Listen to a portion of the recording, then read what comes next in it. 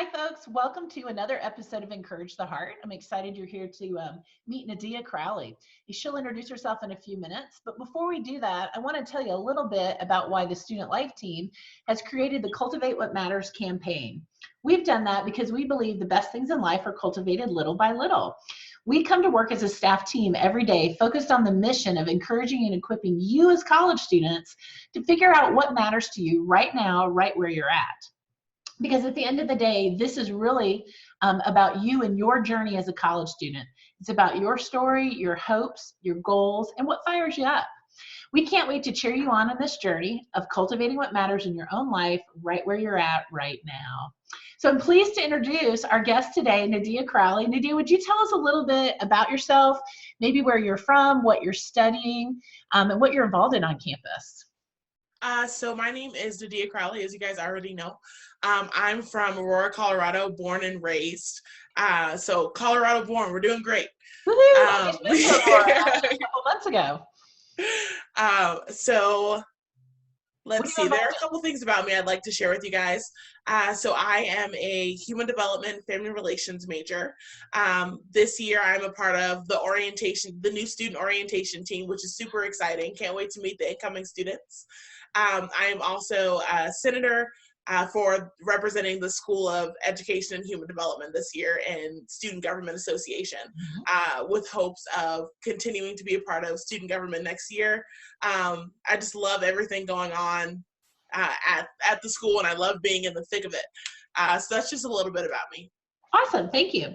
So we'll jump into our interview questions. So our first one is, if I can get the slide to come up, what's important to you right now? Always, my education is always number one. But definitely with everything going on, the safety and happiness of my friends and family. So I understand that this is a rough time for everybody, but keeping your spirits high, that's what's really important to me right now, and keeping the spirits high of the people around me. Cool. Are you having an opportunity to check in with them often? Yes, lots of Zoom meetings, Uh-huh. lots of dinners over Zoom. So yeah, we're staying connected. That's good. I know my sisters, one lives in North Carolina and one lives in Scotland. So Oh, with wow. me being in Colorado, there's a 7-hour time difference. So we've been doing a lot of FaceTime, and then we included some family friends this weekend and did Zoom for the first time with family friends. Oh, that's awesome. Yeah, it did my heart good. So I'm glad that that's working out for you as well. Yeah. So our next question is, this is a difficult time right now, but sometimes when we're stressed, silly things will make us laugh. And so I'm curious to know, is there something that's making you laugh right now? It's really easy to make me laugh. Like, it doesn't take very much. So I guess everything is making me laugh, from my weird dog doing strange things in the backyard, to my little sister who's turning 14 today. And playing board games with my family has been something we do after dinner, is just play a board game. So that's been really entertaining, and the bickering going back and forth, and who's the most competitive in the house, and just who's accusing who of cheating is just honestly hilarious, and I'm really enjoying it. Family game night can really get you in trouble and make you laugh pretty hard. Absolutely. All right, thank you. So, our next question is really about storytelling.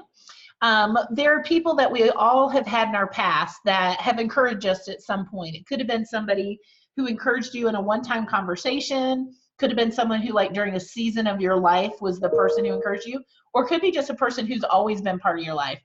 Tell us a story about someone in your past that's encouraged you.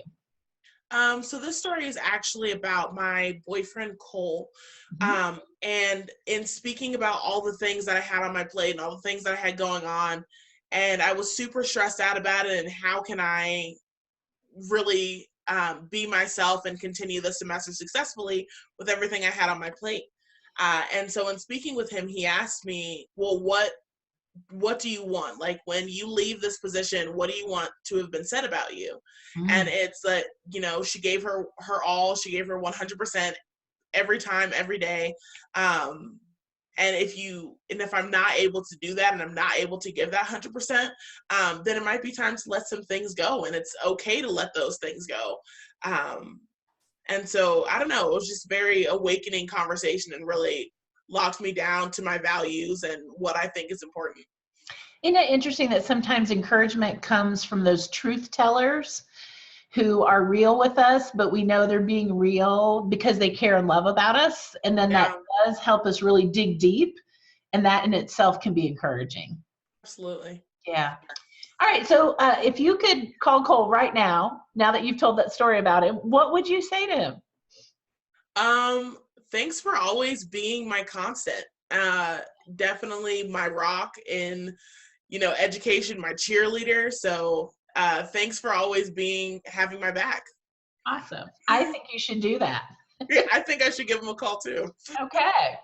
So my next question is, over the last 4 weeks, lots of stuff have happened. We're actually at the beginning of the 4th week of everybody learning remote, dealing with this pandemic thing.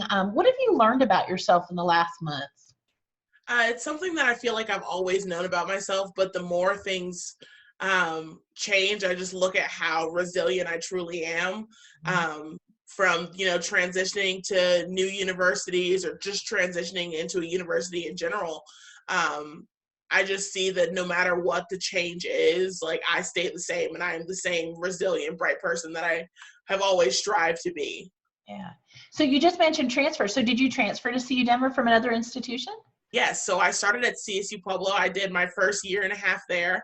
Okay. I took a semester off to save some money and do some working, and then I transferred out to CU Denver. So this is my new home. Awesome. I'm glad that we ended up recruiting you to come join us. And me too. I love it so much. Good.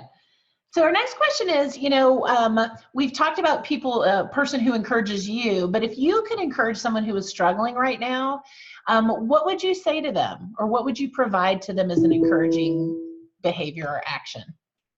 I'd say dig deep into what, with the busyness of life, there are some things that get left behind. Like maybe you love to read and you haven't done a lot of reading in the past, or you really love to paint. It's not something that you've really had time to do. So now that, we've cut out commuting time and you have a little more time in your life, I'd say do something for you. Because I think we spend a lot of time doing things for other people, working, and going to school is absolutely something for you, but do something that helps you in the moment.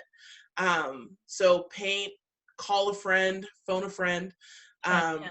read a book, hang out with your siblings, declutter a little bit. That's what I've been up to. um, Lots and lots of decluttering. There's so much that needs to be done. But my advice is just take some time to focus on yourself. Thank you. Yeah, I spent this weekend, I moved into a new house in Aurora, Oh, so very nice. here in January. And it was so beautiful this weekend that I finally went out on my back patio for the first time, got out one of my chairs for my camping stuff, and I just sat out there and I read magazines in the quiet, listened to the birds. And I don't spend a lot of time where I'm just quiet and by myself, because I'm in a job that requires me to interact a lot. And that was just good for my soul this weekend to just be quiet, flip the magazine, and listen to the birds. Yeah, that sounds amazing. And the weather's been pretty fantastic, so that's Yes, it always good. has. Hello, spring. Hello, spring. Yeah. So before I flip to our last thing, one of the things that you may or may not remember from interacting with our office in the past is that Student Life likes to end activities sometimes with the activity called one word. And so we ask folks to think about how you feel or think and give us one word to represent feeling or thinking at the end of an experience. So you've now, at the end of this interview, what are you thinking or feeling? If I could describe my feelings in one word, I'd say it would be forward. Tell me Um, about that. so Meet the Robinsons just happens to be my favorite movie, and it comes up in every situation, but especially everything that's going on now is just keep moving forward. And so that's my goal, and that's what I remind myself when things get really hard, is just keep moving forward. That's wonderful. Thank you so much for sharing that. Well, folks, that ends our interview with Nadia. I want to thank you for joining us today. We appreciate you tuning in to Cultivate What Matters and an Encourage the Heart interview. And we want to encourage you also to subscribe to our YouTube channel, CU Denver Student Life. The more followers we get, the closer we are to being able to give a unique name to our channel. So subscribe today. And Nadia, thank you so much. It's always great to talk to you. Bye, You as guys. well. Bye.